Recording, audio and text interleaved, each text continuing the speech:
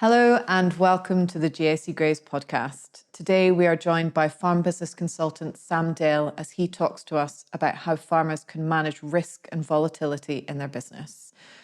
During the podcast, Sam covers a 5-point plan where farmers can know their figures, understand their cost of production, utilise tools effectively, try and be as self-sufficient as possible, and create a diverse business.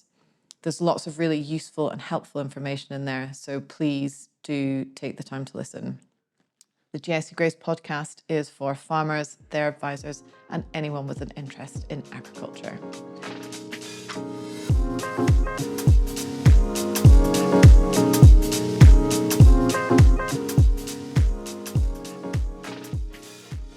Sam, if you'd like to give a little bit of an introduction to yourself, please. Thank you very much. Yep, I'm Sam Dale. I'm a farm business consultant at GSC Grays, predominantly working in the arable sector. I undertake agronomy advice, budgeting, grant schemes, that sort of thing. But as I say, predominantly in the arable sector. Okay, excellent. Thank you very much. So Sam, volatility, what do we mean by volatility? Good question. Volatility, really, unpredictable, unprecedented events, risk, things that might be harmful to businesses. And unfortunately, depending on which way you care to look at it, in agriculture, both things that are here to stay. They've been here forever. They're here to stay, arguably getting worse or more extreme. Okay, and particularly in agriculture, I mean, you can't deny it, the weather has been a massive factor, particularly for arable farmers, hasn't it? Absolutely. The weather is really the big talking topic at the moment. I'm speaking to a number of growers on a weekly, daily basis. And I mean, all those conversations, bar none, include a moan and a groan about the weather, unfortunately. And that's both ways as well. I'm sick of it as well. It's not just them. It's really difficult. I saw some stats recently, the last 18 months has been the highest recorded rainfall in England since records began. Gosh. You look before then, we had one of the driest, hottest summers on record. These extremes are getting worse. And it's not just the weather that they've got to contend with at the moment. I mean, it's sort of the start of the podcast, a little bit doom and gloom. We're going to bring in a bit of positivity later on, aren't we, as to how we can manage and mitigate these factors. But there's kind of the political landscape and pricing, and it's just been a real sort of, they've all had quite a compounding effect, haven't they? I don't know if you could talk a little bit more about the impacts that we're seeing. No, absolutely. Again, not just the weather, swings that we've seen prices going up and down. We've obviously seen the highs in recent times of, crops, wheat nearly £400 a tonne, oilseed rape nearly £1,000 a tonne. But likewise, we've seen fertiliser at nearly £1,000 a tonne. On the livestock side of things, we're seeing sheep going at strong prices at the moment. But then, it wasn't too long ago since we were seeing, pigs were in the doldrums. We really are seeing these ups and downs. And as you mentioned, this sort of political landscape and the uncertainty there, both domestically and globally, probably really isn't helping the job. So there's a lot to contend with. And I think, whereas farming was previously a 7 to 10 year cycle of these ups and downs, we're now really seeing that compounded more into probably a 3-4 year cycle. Right. So it's, we're having to be a lot more reactive and as I say, react a lot quicker because the timings of these events seems to be getting more shortened. Okay. Right, so set the scene. It's not looking too great, but that's potentially where we can come in with a bit of help and advice. So I don't know if you could break down for me, Sam, as you see it, the 5 kind of key ways that farmers can potentially manage that volatility within their business. Yeah. I think first and foremost, as you said, Nicole, it's we've sort of started off with a bit of doom and gloom there, and certainly from the arable perspective, it does seem like that a little bit at the moment. But as I've mentioned, this is just a snapshot, and better prices weren't that long ago, and hopefully they will return soon, and likewise hopefully the weather will pick up. And I think it's important initially just to not forget that bigger picture. Yeah. And really, as you say, we'll move on to the 5-point plan as to how you can gear your business up to make the best of those good scenarios, almost get a bit of fat on your back to be able to withstand those poorer times. And as you say, there's probably 5 points that I wanted to touch on just on that side of things. The first one being know what your cost of production is, know your figures. And I don't want to sound like another consultant saying know your figures, but I'm afraid there's probably no getting around it, certainly from a cost of production perspective. And so know your figures. That sounds kind of really sort of straightforward and easy, but what does that look like? Yeah. So knowing your figures, I suppose what I mean by that is, knowing what your cost of production is, what has it cost you to get to where you are, and therefore how much do you have to sell that, ton of wheat or that sheep or pig or whatever, or litre of milk for. And it's surprising, unfortunately, how many people still don't know that, and marketing decisions are made on, a bit of a whim, or, what they've heard elsewhere, or, because the price seems like a good price. And what I've found, sort of from helping some clients with cost of production figures recently, is that actually, they get quite a pleasant surprise in some scenarios, and not in others, I'm afraid. And we can then, move that on to, okay, what's our marketing strategy now? So, we can. It's not a case of saying, well, we've always done a third, or we've always had to do X, Y, or Z because, we've had to get the sheep into the shed and therefore the grain has to be gone, or whatever it might be.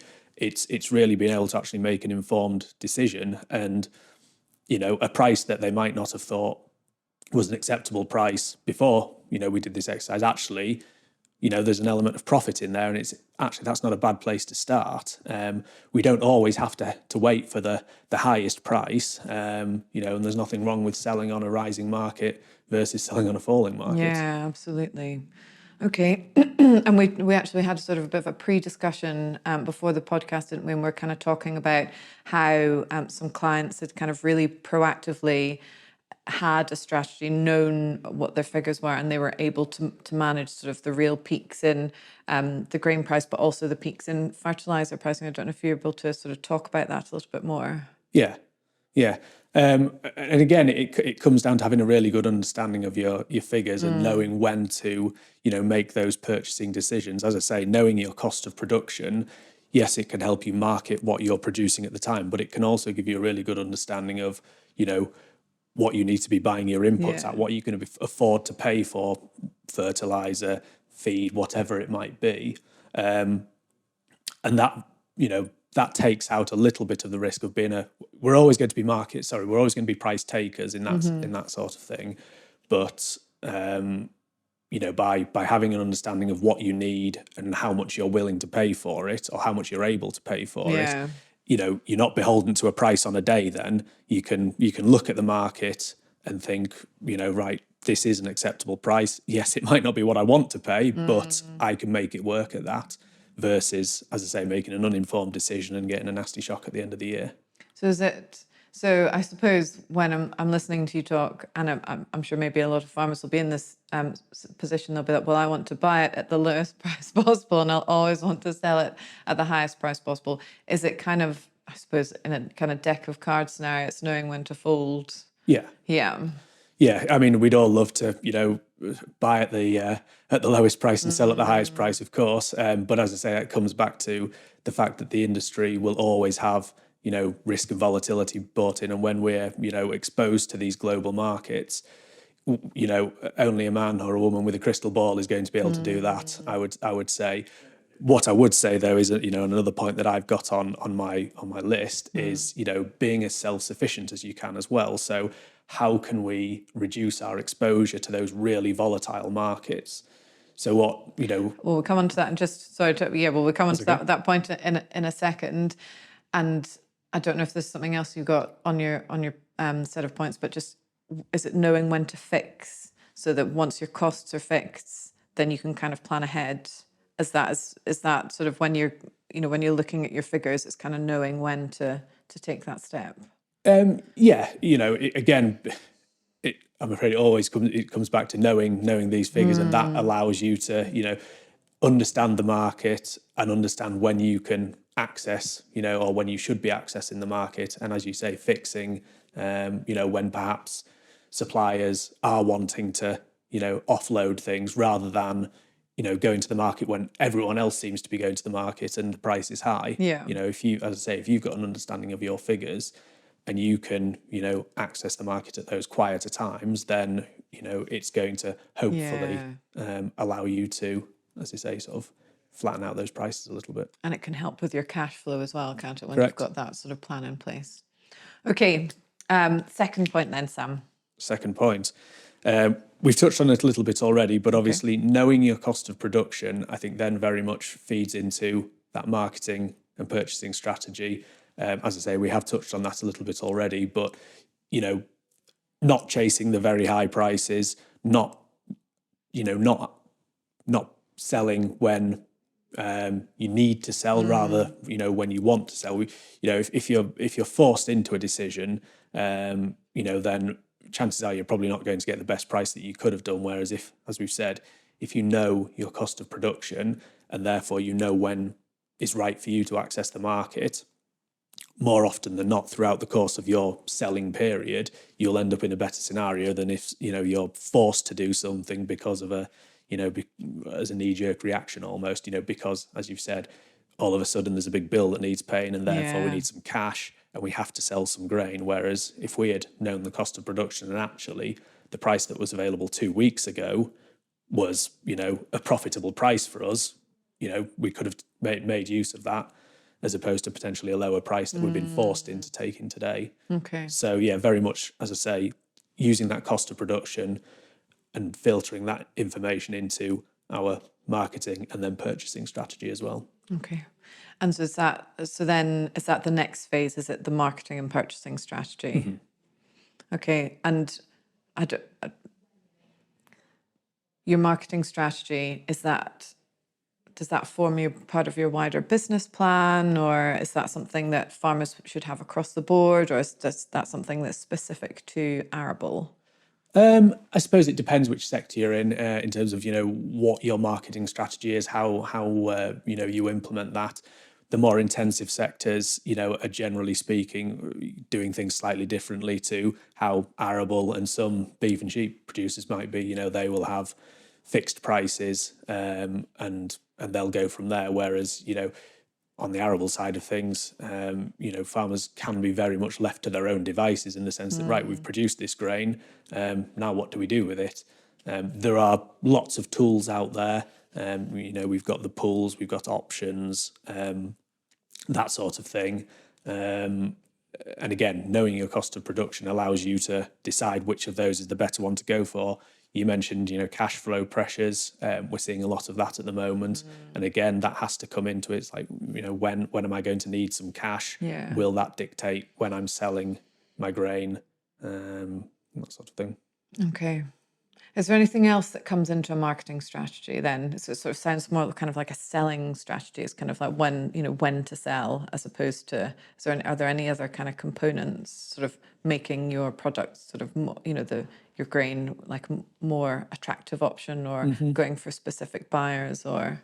There are a number of things that come into a marketing strategy. I suppose those sorts of things are probably decided before we get to that. So if, depending on which market you're looking to target, that is how you will have grown that crop or grown that, beast or whatever it might be too. But once you get there, you've still got to, as I say, make a good job of selling it to almost, do justice to hopefully the good work that you've done to get it there. I think having a good understanding of the industry and the sector, whichever, one you are in, is obviously very helpful to that as well. So, as I've mentioned a couple of times, we operate on a global landscape now, and we've seen it time and time again where the UK will have had a good, bad, indifferent harvest, but because America or Russia or someone might have had a different harvest one way or the other, it's that sort of thing that's affecting the price. So having a good understanding of that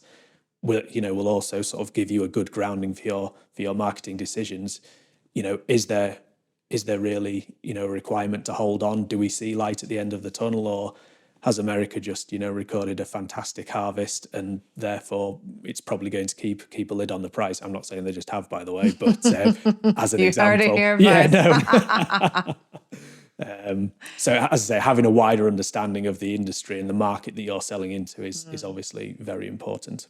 Are there any other steps that farmers can take as part of that? For example, sort of, if they get a kind of like a carbon audit done and they start kind of managing, their impact, or kind of any particular varieties that they can go for that are, I'm just sort of trying to think a little bit more outside the box. If everybody's trying to do the same thing, what's potentially the point of difference that can kind of really help you when there's sort of that, kind of manage that volatility and you're going for something that's a little bit unique? Yeah. I suppose ultimately, certainly from an arable perspective, it's a commodity market. You mentioned carbon audits, though. That's definitely something that we're seeing creeping in more and more across all the sectors. We're already seeing the requirement or the suggestion of carbon audits in the intensive sectors. It is coming for the arable, side of things as well. Once upon a time, there were very small premiums attached to those sorts of things. I think it is something that will become more prevalent. So no, I would agree with that. Okay. And point number 4, Sam, would like to move on to that. So point number 4, I think, is looking at the tools that are available to help farms, mitigate or certainly reduce risk and volatility. And that can be anything from, coming back to our marketing strategies, the tools that are available there, but also, the schemes that are available, so such as SFI, obviously a big topic at the moment, and we're doing a lot of work around that at the moment, and particularly on the arable side of things, where things don't look particularly good. As an example, oilseed rape has been a particularly poor or difficult crop to establish in recent years due to the ban of neonicotinoid seed treatments. And actually, there's growers this year that I've been speaking to have said, I'm sick of this. I've had a couple of years where it's been very stressful and not particularly financially viable for me to grow oilseed rape. I need a different break crop. And SFI has actually provided that option through the num3, the legume fallow option, to do that. Okay. Now, in an ideal world, these farmers would love to keep growing 2 tons of oilseed rape, which is financially better than the SFI option, but unfortunately is a bit of a pipe dream at the moment for most because of the issues that we're seeing. So as I say, they're opting to go down the num3 route, the legume fallow. It provides a very good break. They're getting their good first wheat afterwards. It is a positive margin, versus some of the rape crops out there at the moment, unfortunately. So as I say, that's how they've used the tools to fit in with their farming practices. And that's, not saying let's take loads of land out of production. I'm not a huge advocate of that. Certainly good farmland. But that's a positive step in my mind. It's taken a risk or a risky crop out of their rotation, and should be adding some real benefit. So for those who have managed to grow some oilseed rape, is it going to be a particularly good year for them? The ones that have managed to keep the crops in the ground and they're doing all right? Or is that nobody? Good question. Yeah, there are some good crops out there. There are some good oilseed rape crops out there. I'm very jealous of them. Yeah.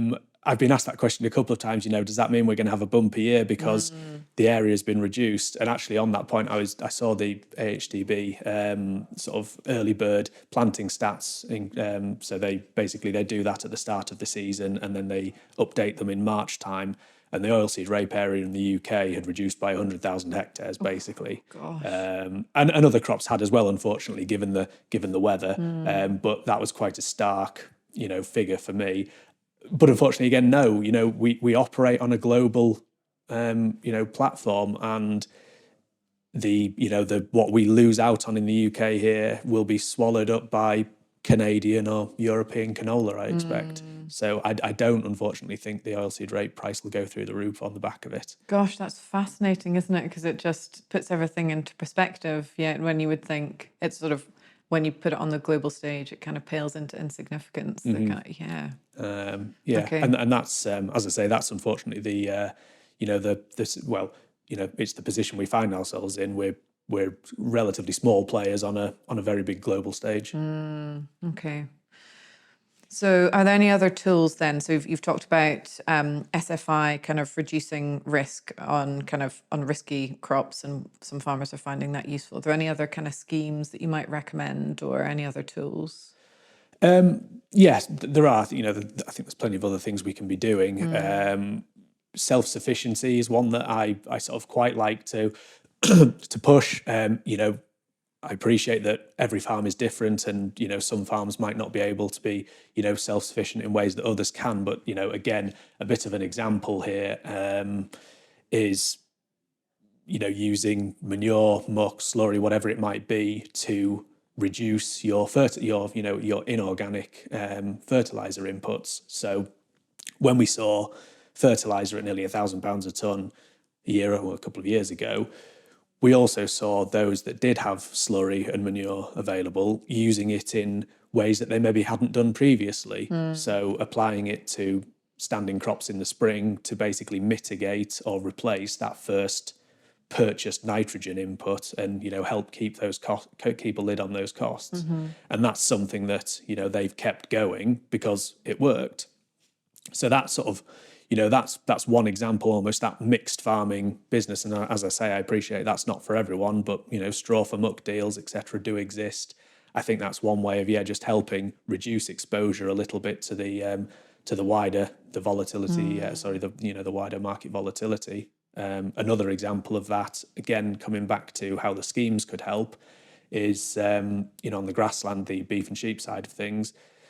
We're seeing a lot of interest in the SAM3 option, the herbal lays, and that's a couple of reasons there. It's a well-managed herbal lay can extend a grazing season, so that should hopefully reduce the amount of time that livestock need to be inside, so straw costs, other costs associated with housing livestock. Okay. But also it should increase the benefit of the feed content of that grass sward, which hopefully in turn will reduce the purchase feed requirement. And again, it's just looking at these things that you can do yourself to just reduce your exposure to that, to those prices that we can't control. Okay. And I'm sure everyone will be able to do something. Some will be able to do more than others, but I'm sure that every farming business out there would be able to have a look at their business and pick out a couple of things that would help on that side of things. Yeah, it's sort of that kind of micro efficiencies as well, isn't it? Sort of looking for that 1% everywhere, which can actually add up to quite a significant amount. And I think it's just the sector as well, just trying to have a bit of a look at their businesses in a different way, which is something that we've certainly been finding through the Farm Business Advice Service, isn't it? Where we've been kind of going in, providing that second opinion and helping farmers to have a critical look from an outside, quite an objective perspective, which I think is really useful. Well, we've certainly seen it be helpful across the board.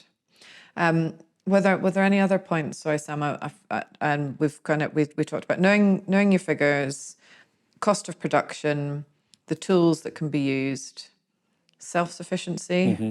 Is there a final point? There is. Yes. There is. Wouldn't be a 5-point plan without a fifth point. There is. Point number 5 is having a diverse business where possible. And this doesn't necessarily mean having a farm shop or having a glamping pod. It's just a case of having a mix of income streams. Okay. So that could be, it could be a number of agricultural income streams, arable, beef and sheep, traditional mixed businesses, coupled with some SFI income. And the basis of that is that, generally speaking in agriculture, when one of the sectors is perhaps sort of having a difficult time, another one of them or a couple of them will be having a good time. Yeah. So if you've got a number of those sectors to pick from, then hopefully, so far as your business is concerned, when something is doing particularly badly, something else will be doing well, and it can help just mitigate those losses and sort of flatten out that cash flow and those profits, as you said. Okay. So we've got our kind of 5-point plan. I don't know if you could put kind of some meat on the bones in giving us a couple of scenarios of what that might look like in action. For example, someone who's potentially just sort of doing what they've always done, managing volatility as they are, and then perhaps an example of another business that's potentially, hopefully weathering the storm a bit better. Yes, I will. I will try my best to do that. Sort of, yeah. I suppose examples of the good and perhaps the not so good. So, a client that I worked with recently, we actually went through the exercise of working out their cost of production. These are arable farmers, and we've actually done this for the last couple of years. And by doing that, they actually drastically changed their marketing strategy, and where they've benefited from that this year so far is that they actually we worked out the cost of production, and they actually sold a lot more grain at a different time of the year than they Right. would have done. So historically their marketing strategy had been governed by basically calendar timings, because that's when it was always sort of previously done, and that generally fit with cash flow requirements, or they made it fit with cash flow requirements. What we actually ended up doing was selling a lot of grain slightly earlier on, before the prices kept going down and down and down. They actually took use of some of those prices closer to harvest. And yes, at the time, we didn't think they were great prices, certainly based on what we had seen previously. But as the price kept tailing off, they turned into, Pretty good. pretty acceptable Yeah. prices, and certainly acceptable, so far as their cost of production was concerned. It covered their cost of production, left an element of profit that they were comfortable with. If they had held on and sold when they usually sold, then they would have barely covered their cost of production. So that just shows one scenario whereby doing those relatively straightforward calculations has actually helped them out. Yeah, and stood them in really good stead going Absolutely. forward. Absolutely. Okay. And so then what's the best place for farmers to start if they're thinking about this, kind of now's the time to act? You sort of given me a 5-point plan, but I don't know kind of how to begin. What would your advice to farmers be? Yeah. Where do farmers start with it? I think, realistically, if you haven't looked at something like this before, then, getting a bit of a critical view of the business, from someone from the outside looking in. Yeah. I mean, again, I've got the benefit of being able to do that with, the vast majority of the businesses that I deal with. Farmers live and breathe their businesses. They're very proud of them, and so they should be. But sometimes that makes it difficult to take a step back and look at things and think, oh, actually, maybe there is a different way of doing that. Yeah. I suppose, given that I see a lot of farmers, a lot of very good farmers as well, I get the benefit of seeing that, learning from that myself, and being able to try and disseminate that around. So, definitely take an independent, a critical view. A lot of this work that I've been doing is obviously through our FBAS scheme. That's got us onto a lot of farms, and been having really positive discussions on this side of things with farmers that we wouldn't ordinarily have seen. Okay. So finding a trusted partner to kind of help sort of kickstart it, who's got an objective view, and with the benefit of the experience of a lot of businesses, can kind of really, really help. Anything else? Any kind of take-home messages in terms of volatility? Can we leave with farmers with a positive message, course. from all this kind of doom and gloom? Of course. Well, I'm looking behind you and it's not raining currently, so that's good. That is good news, yeah. But no, definitely. I think, it is hard. Oh, sorry, it's easy at the moment to get down in the dumps about things because of the weather. But, I think there is a bigger picture here. Volatility and risk are here to stay. There's no two ways about it. Yeah. And they are probably going to get more extreme. But there are tools available. There are things available, for farmers to do and sort of take part in, that can help, build resilience in their business. As I've said, realistically, we're kind of looking at, or seem to be looking at, a 3 to 4 year farming cycle these days, where the prices, and profits go like that. Yeah. Previously, it was a 7 to 10 year cycle, arguably.